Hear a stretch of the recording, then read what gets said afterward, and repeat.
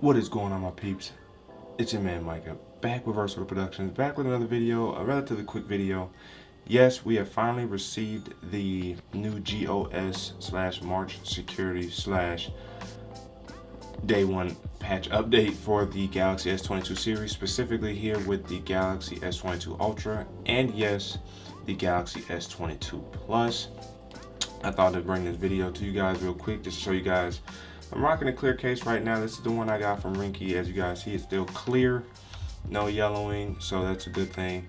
But if we want to jump in here real quick and check out the update, we go to settings, and then we go down here to software update. Of course, I already updated it, but this is what it looks like here. By performing this update, your device will not limit CPU, GPU performance during early stages of gameplay.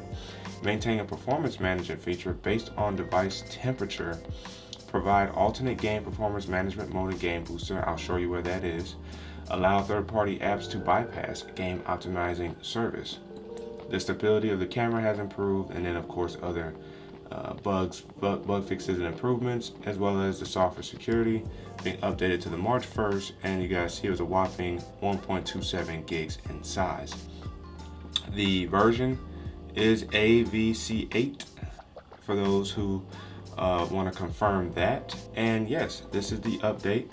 Now, one of the things I noticed immediately is that it does feel a bit snappier. Despite me running this as maximum as I can, I have noticed that it's running that much more smooth.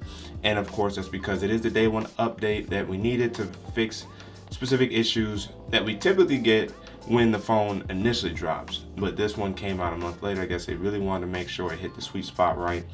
Of course, with T-Mobile, it can take a little bit longer, and it did because we got it like a day after some other carriers did who got it on Friday. One of the first things I noticed is when you use the edge panel swiping over it, they did bring the vibration back, the little haptic feedback when you initialize edge panel. So that's pretty clean there.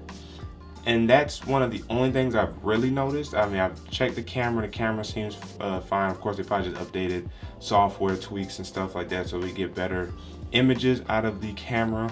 But outside of that, I haven't really noticed anything else. Now, if you guys want to know where this game booster function is, you got to go into your game launcher. So if you go into game launcher right here, you're going to tap on more.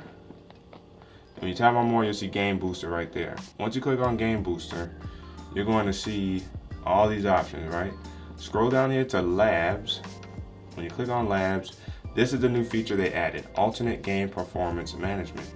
Use an experimental game performance management system that may improve some game performance, tends to cause heating. So essentially, because the 8 Gen 1 processor, the Snapdragon 8 Gen 1 processor, much like the Snapdragon 810 processor, has been giving phone manufacturers a tough time trying to tame the beast that it is, these phones are going to have a little bit more heating taking place. Now for me, it hasn't been an issue for me. I haven't really quite noticed it.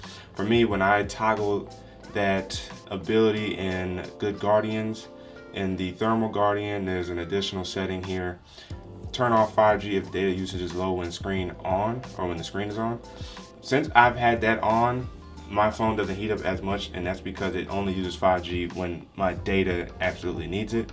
And so far, I haven't had no issues with any problems watching content or streaming content from YouTube, Hulu, Netflix. One time I was out and about, just trying to see how the network would respond to the battery or 5G, and seeing it connected at 5G UC or whatever, that's the term or the acronym that T-Mobile uses for their 5G. When I used that, I was able to scrub through 1080p 60 content on YouTube with no problems. So that feature so far has proven to be handy. And then of course the March security update, if you guys want to see that real quick. If I go to biometrics and security, as you guys see there, security update is March 1st. It had over 50 vulnerability fixes in it, so that's what we got there. We're still on the Google Play system, February 1st update.